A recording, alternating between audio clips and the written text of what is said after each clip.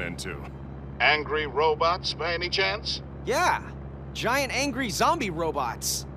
One step behind again, Lucas. That's yesterday's news. It's happening all over. I'm headed up to the monastery at Norcliff. You can meet me there. Roger that, Doc.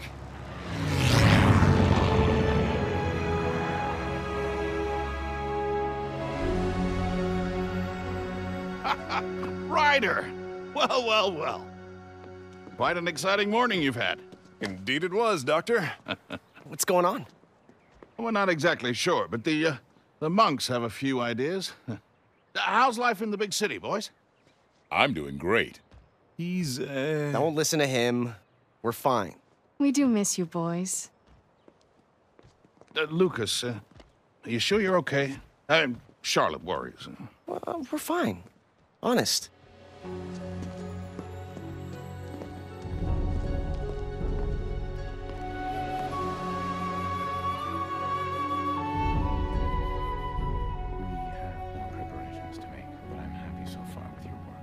Very good. You're dismissed.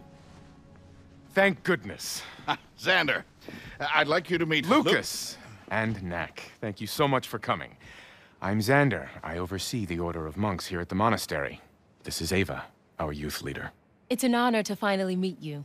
We've heard great stories about your achievements. It's all in a day's work, really. I fear we have more work ahead. As you already know, the robots from the Crystal Wars are rising.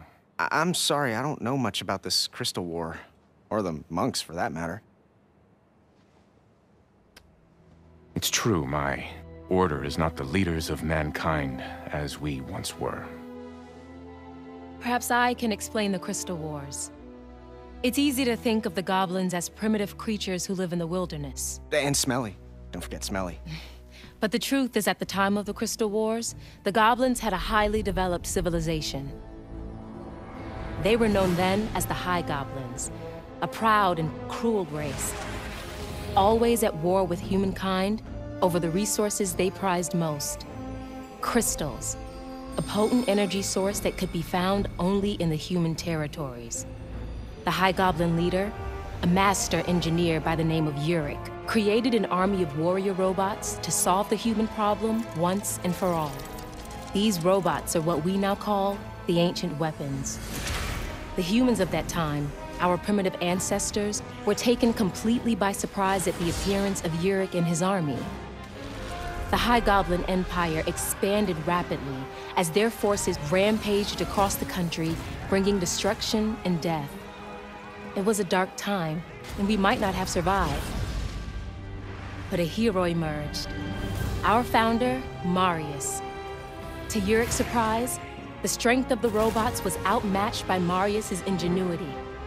Armed with only rocks, vines, traps, and rock hunting, Marius and his troops were able to defeat high-tech weaponry 10 times their size. He led his people to victory that day and for many more to come.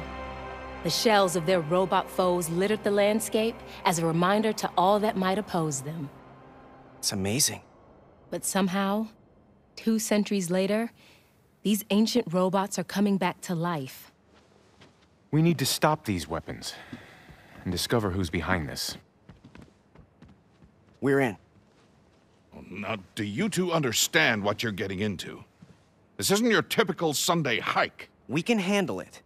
Right, Knack? Knack? Are those?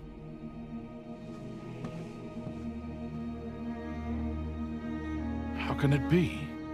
You are not the only one who can create life from relics, Doctor.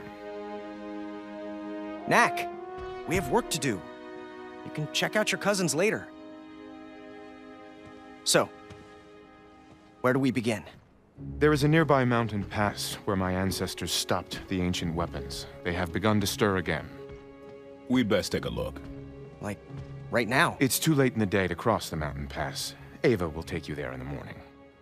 There are other things we can do until we depart. What do you have in mind?